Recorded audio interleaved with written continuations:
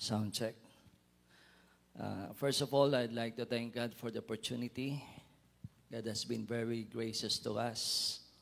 I would also take this opportunity to say thank you to Pastor Greg for his concern for the Philippine churches, for their investment. And I would like to mention also, of course, Pastor Glenn Clark and Sister Donna for their love and friendship and for their trust. Pastor Jesse and Sister Angel for their leadership. And Pastor Boyet and Sister Susan. And of course, to my gorgeous wife, I love you. John chapter 21, verse 17. The third time he said to him, Simon, son of John, do you love me? Peter was hurt because Jesus asked him the third time, do you love me? He said, Lord, you know all things. You know that I love you. Jesus said, feed my sheep. Charles Spurgeon once said, a time will come when instead of shepherds feeding the sheep, the church will have clowns entertaining the goats. He was born June 19, 1834. He died 1892 at the age of 57. The statement of this anointed preacher is a prophecy like in the coming future. It is deep, thought-provoking, sense-revolting. It will make the carnal Christians sit in anger and defiance. But just like one man said, you shall know the truth, and the truth shall make you mad. He lived in the 1800s, but his words are taking place. Today, those that stand before the pulpit have lost sharpness. Those that stand before the pulpit have become trendy, wearing ripped jeans, softy, sissy, and sassy. And to those who prefer Android rather than iPhone for being user-friendly, many preachers have become audience-friendly. They are using the people for personal agenda. He makes sure that the words that come out from his mouth are politically correct because they don't want to offend the feelings of the goats.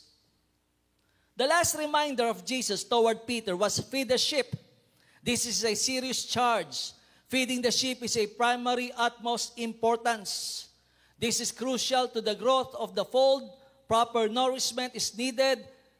This is a charge not only for Peter, but for every pastor. Can we say amen?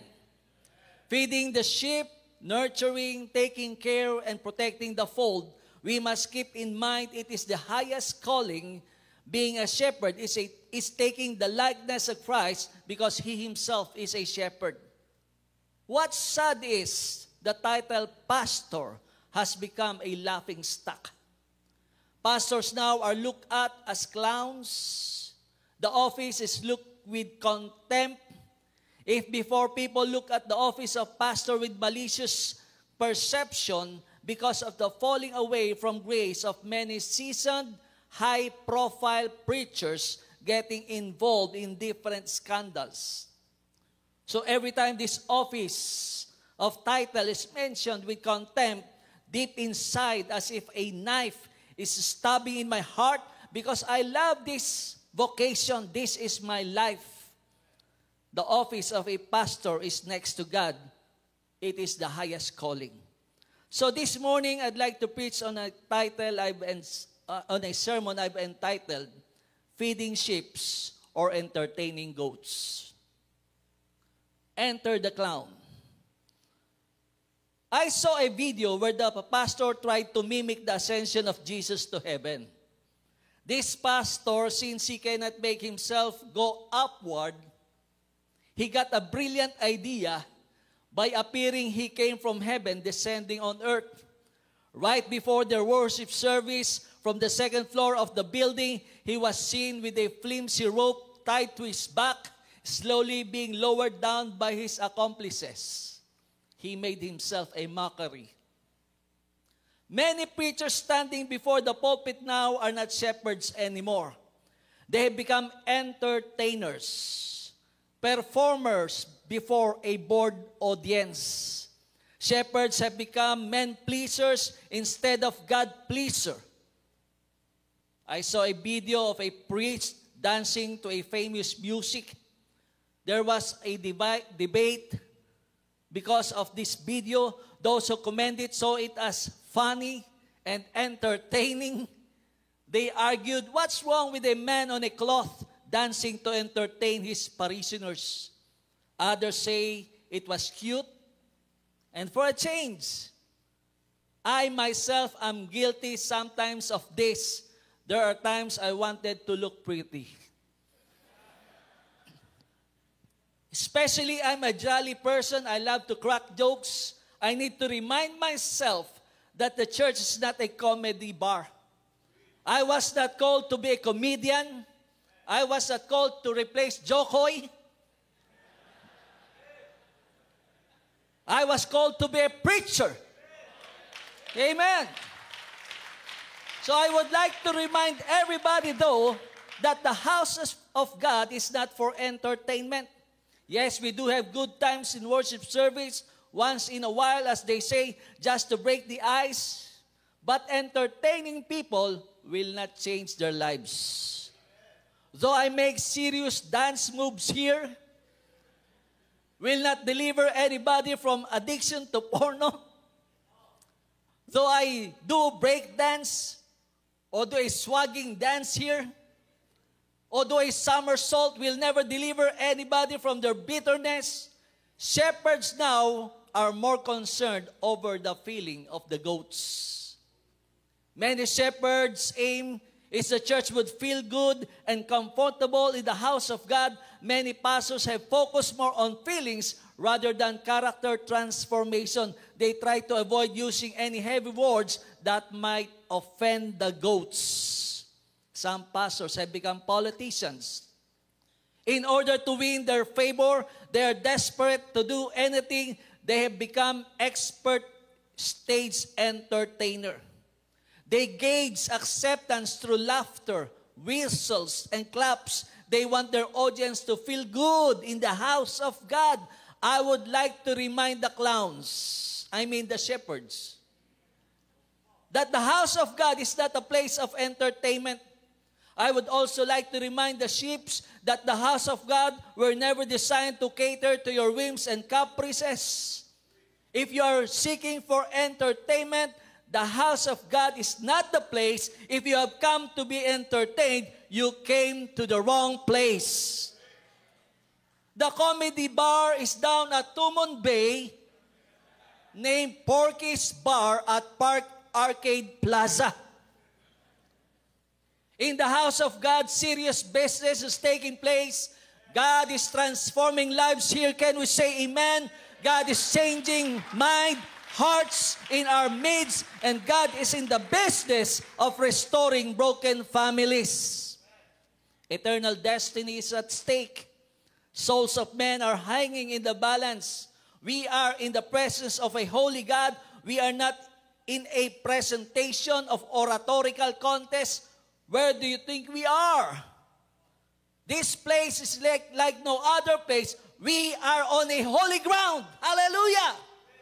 And the house of God is like no other place. The house of God must be taken seriously with utmost respect. The reason is we are in the presence of God.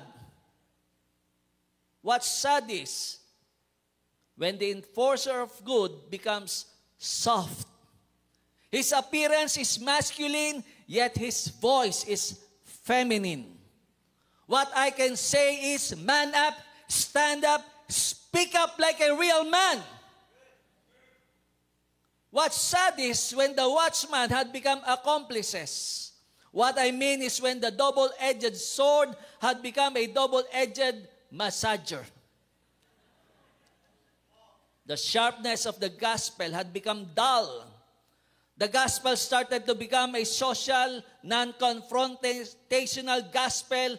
They would shun away from heavy words like sin, commitment, rebellion, pornography. sin of homosexuality, stealing of tithes and offerings, they will steer away from rocking the boat.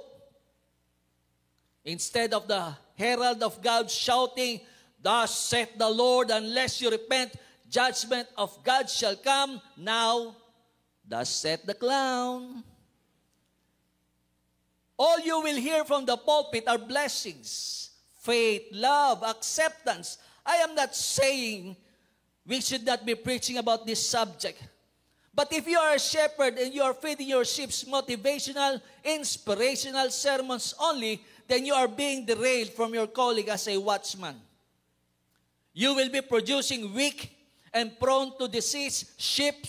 Out from these weak sheep will come out goats. Shallow Christians that will be easily swept away by the lure of this world, goats that sooner or later will butt your butt.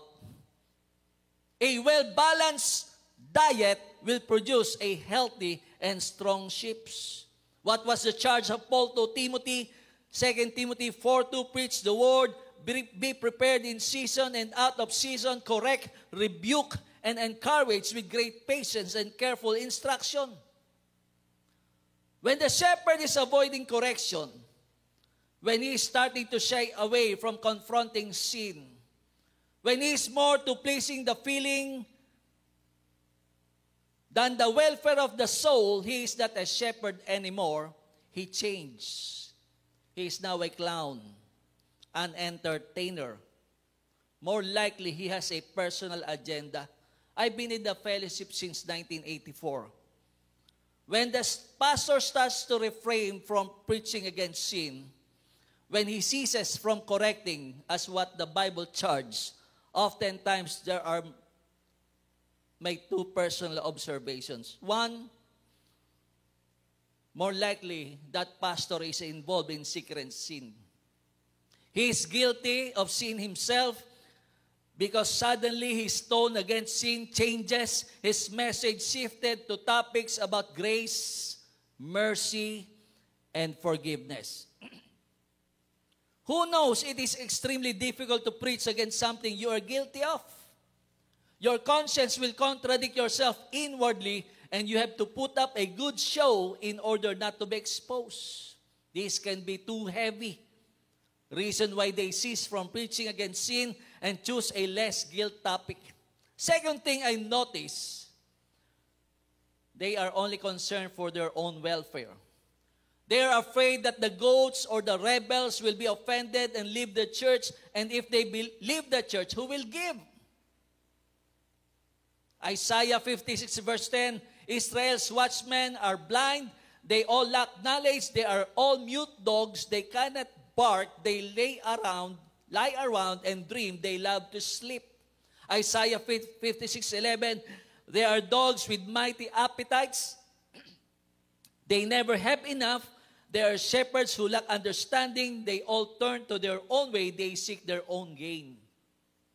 One man said, when pastors start to feed themselves instead of feeding the sheep, they are not shepherds anymore, but wolves. The reason why many pastors today have become politicians, they do not want to lose members in his congregation. He had already placed his hope toward the people that will provide his needs. He has forgotten what the Bible said, that my God shall supply all your needs according to his riches and glory. In the book of Hebrews, there was a reminder, keep your lives free from the love of money and be content with what you have.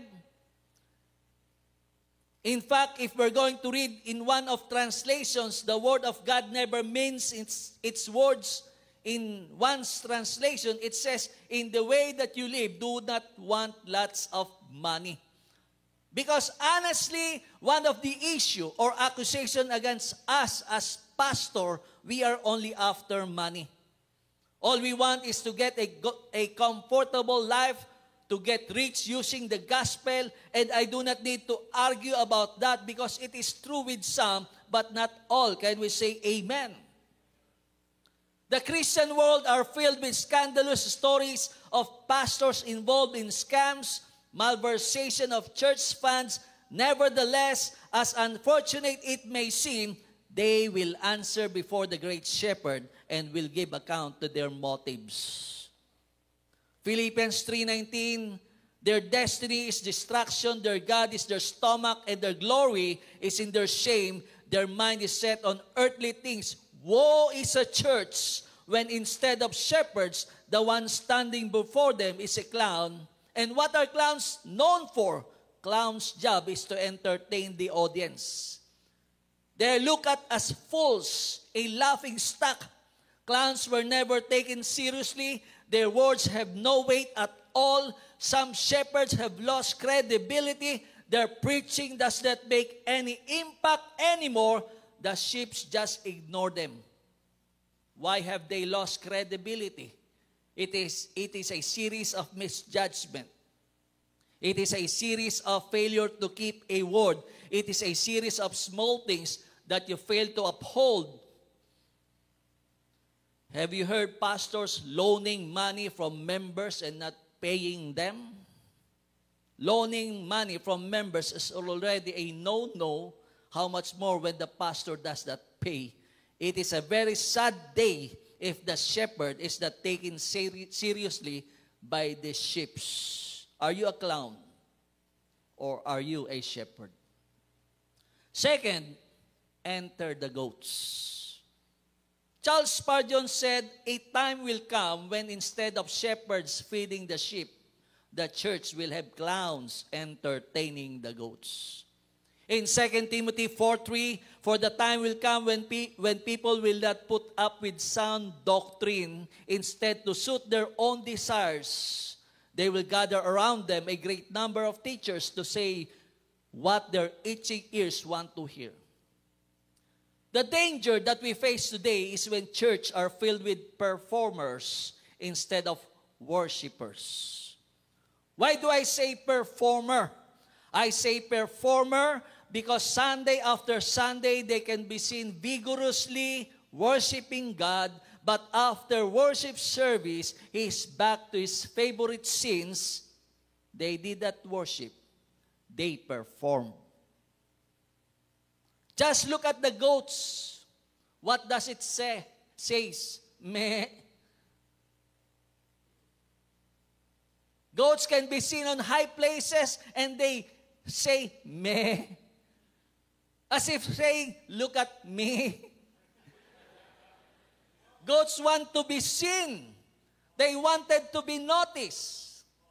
And what's sad is when the house of God becomes a performance-oriented place rather than a center of transformation. What's sad is when the house of God is filled with performers instead of genuine worshipers. The danger that we face is when church is filled with information hungry but not truth thirsty. The danger that we face in this generation, our mind filled with knowledge but hearts were never changed. 2 Timothy 3:4 says, lovers of pleasures rather than lovers of God, having a form of godliness but denying its power. Time will come when instead of shepherds feeding the sheep, the church will have clowns entertaining the goats.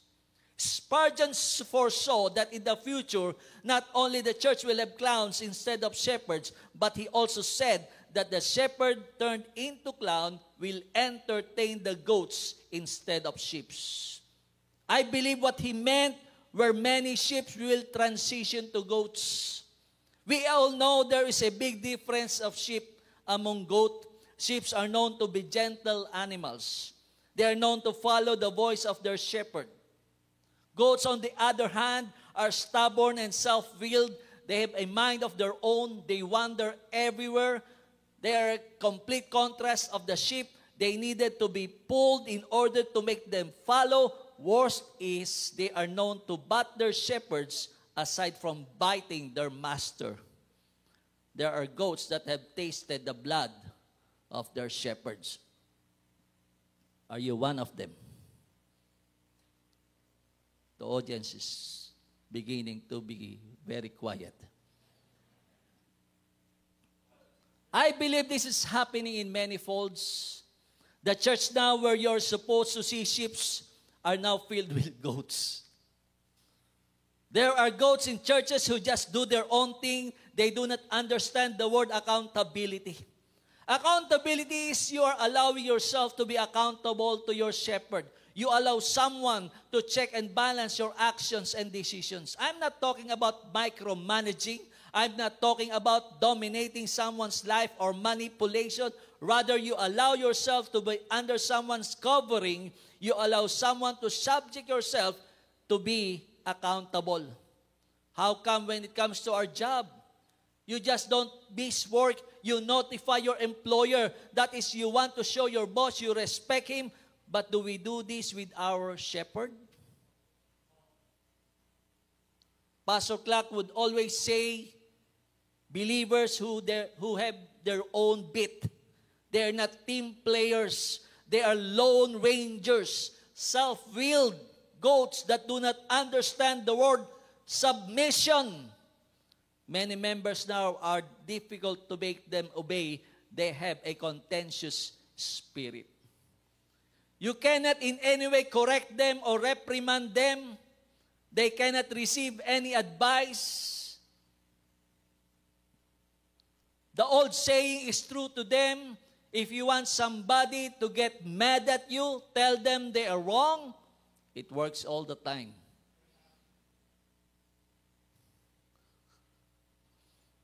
They despise anybody pointing out their mistakes. Instead of heeding the voice with meekness, they question the wisdom of the leadership. They have evil eyes and evil heart. They do not understand the importance of loyalty, commitment to headship. They will listen only if it will benefit them, but never try to correct them or reprimand them. Their fangs will start to come out. You will be in good terms with them as long as you do not correct them. They never learn to submit to one shepherd. They keep on changing folds. The reason for changing fold is when his requests were denied or when he is reprimanded. They're like a pebble in a river, rolling and never accumulating mold. A time will come when instead of shepherds feeding the sheep, the church will have clowns entertaining the goats. Lastly, enter the genuine shepherds. Jeremiah 3:15, then I will give you shepherds after my own heart, who will lead you with knowledge and understanding. I can say, blessed is a church who have a pastor who genuinely cares for the sheep. A pastor who genuinely cares for the welfare of the sheep is less concerned for the feelings. I am not saying that the whole month you will be preaching about fire and brimstone, and then next whole month you'll preach about the wrath of God, and then the third month you'll be preaching on dungeons in darkness. There must be a balance. Can we say amen? Genuine shepherds understand the need of his fold. He is more concerned for the well-being of the spiritual condition of the sheep. A shepherd who is genuinely concerned for the welfare of his sheep is not afraid to use discipline if necessary, like a loving parent who genuinely cares for his children. Because there are times the parent will be forced to discipline his child. Titus 1:13, this saying is true, therefore rebuke them sharply so that they will be sound in the faith. Paul writes to Titus and advises him as a fellow shepherd. He gave him a pastoral advice on how to deal with the fold he is shepherding, and this was identical to the advice he gave to Timothy. 2 Timothy 4:2, preach the word, be prepared in season and out of season, correct, rebuke, and encourage. So there is a balance.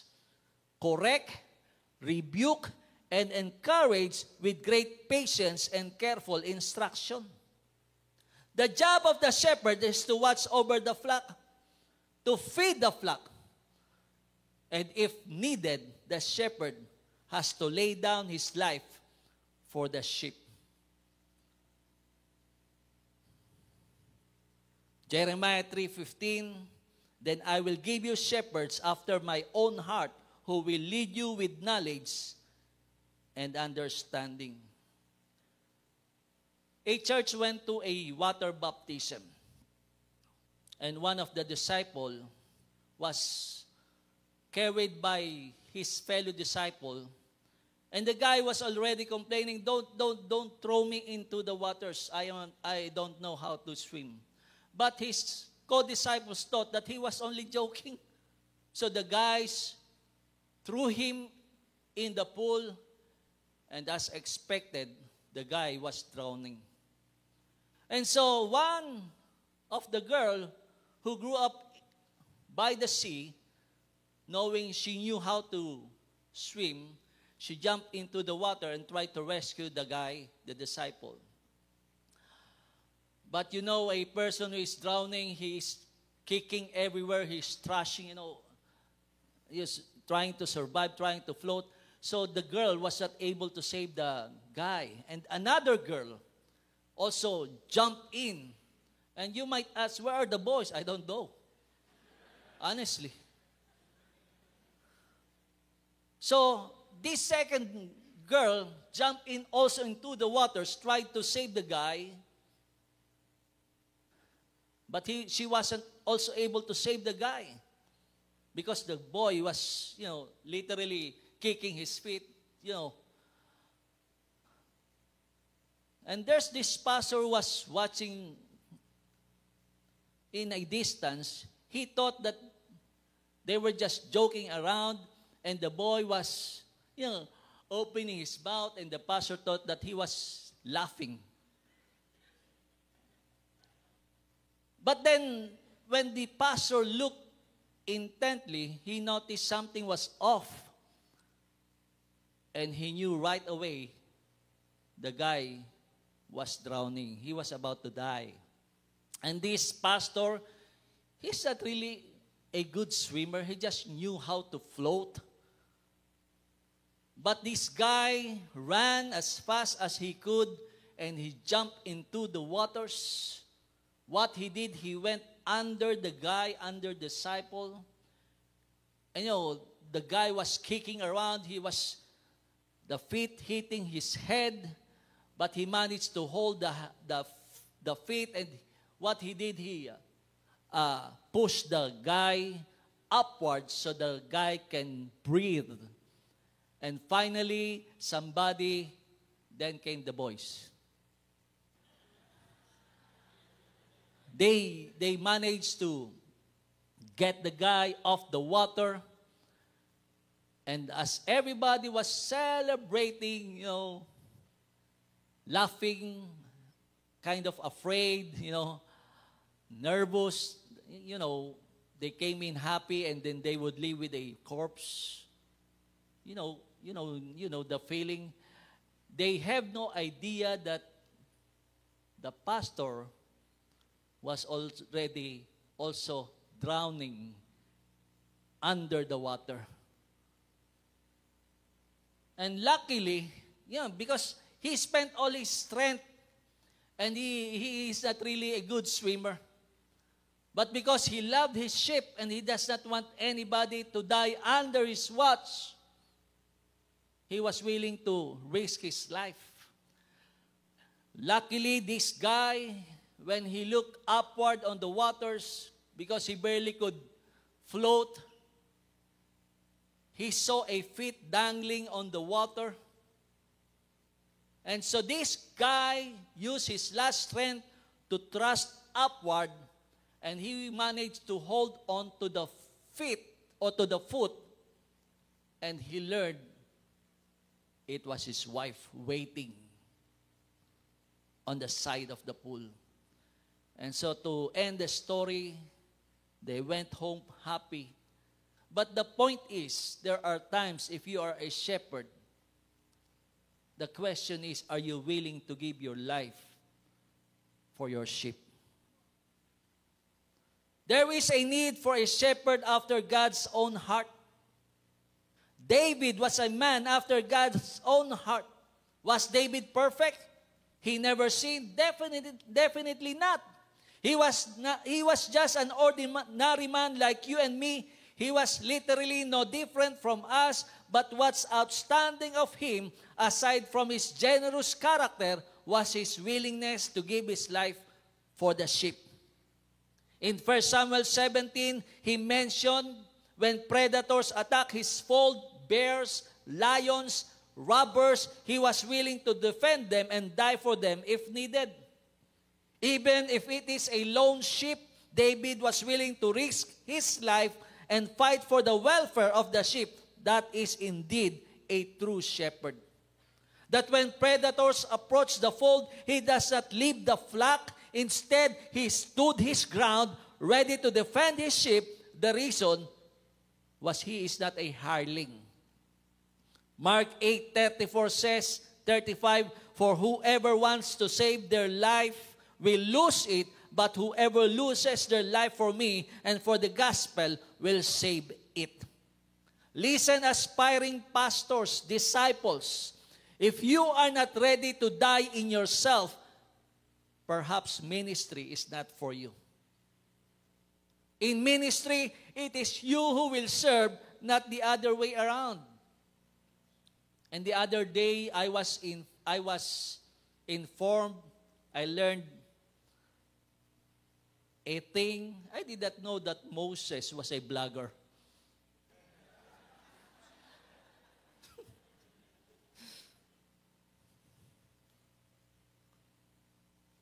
In ministry, you will die 1,000,000 times. And that is essential. Because unless the kernel falls to the ground and die, it will remain in itself. Dying of old self is beneficial for us. Dying of pride will benefit us. You will be hurt and you will hurt someone. You will be misunderstood. People will talk behind your back and you will misunderstood others too. If you are a crybaby, you will not last. Might as well go home to mama and eat kalagwin. You will be violated, and there are times you will also violate someone unintentionally or intentionally. You will be stabbed behind your back. You will be crucified not once but several times. People whom you thought love you will prove to be otherwise. Betrayal is a common scenario. Jesus himself were betrayed by one of his disciples. He was abandoned at the height of crisis. And when this happens, man up. Take the shots like a real man. Do not hold bitterness against them, because you will never be an effective minister if there is bitterness in your heart. Or is it happening only in the Philippines? As Jesus himself said, no student is higher than his master. If the master underwent betrayal, if the master underwent being misunderstood, if his motives were questioned, if the master underwent slander, if the master was crucified, be ready, for we are not above the master. This is a calling of self-denial. This is a calling of others first before ourselves. It is high time to regain back the dignity of the word pastor. We are God's representative on earth. What this world needs is not a phony politician. What this world needs is not new reformed taxation to improve the lives of people. The world is in dire need of genuine pastors that care for the sheep. Pastors who are willing to give their life for the sheep. I remember a foreigner came to our church, and when he saw the disciples at Baclaran, it so happened that most of the disciples at that time there were 7 security guards. And these men are big. And so this guy said, "Hey, Pastor, I believe you feel secured and safe whenever you go out in the streets, right?" So I look at him, I said, "What do you mean?" "Because you have these big guys around you. They will protect you." I look at him in his eye and I said, "Do you know what? Even though they are big guys, I am their father. And I would not let anybody touch them. They have to go by me first. I would not allow any untoward thing happen to them. I know they have family. I know they have wives. I know they have kids. And I would not let anybody harm them. They would first come through me because I'm their father. I am responsible for them." Jeremiah 3:15, "Then I will give you shepherds after my own heart, who will lead you with knowledge and understanding. When we give account to the great shepherd, may he find us worthy of the words, 'Well done, my good and faithful servant, enter into the joy of your Lord.'" The world is desperate for shepherds with a genuine shepherd's heart. A dying and desperate world is full of fake shepherds. Too many are pretentious, deceitful, fake preachers. A day of reckoning shall come. Can we say amen? When the shepherd and the sheep will stand before our Maker. Matthew chapter 25, "As a shepherd separates the sheep from the goats, he will put the sheep on his right and the goats on his left." And for the shepherds that transitioned into clowns, there will also be a day of judgment. Greater judgment shall fall upon the shepherds who fail to feed the sheep.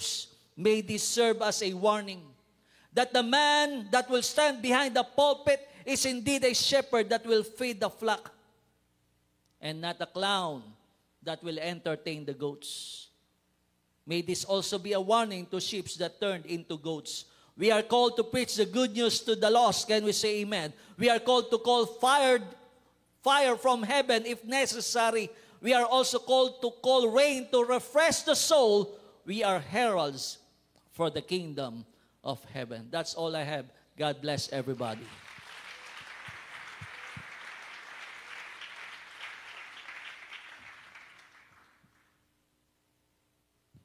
Praise God. God is good. Can you say amen? Let's go ahead and stand. We're going to take a break. We will come back at 10:50. Once again, 10:50.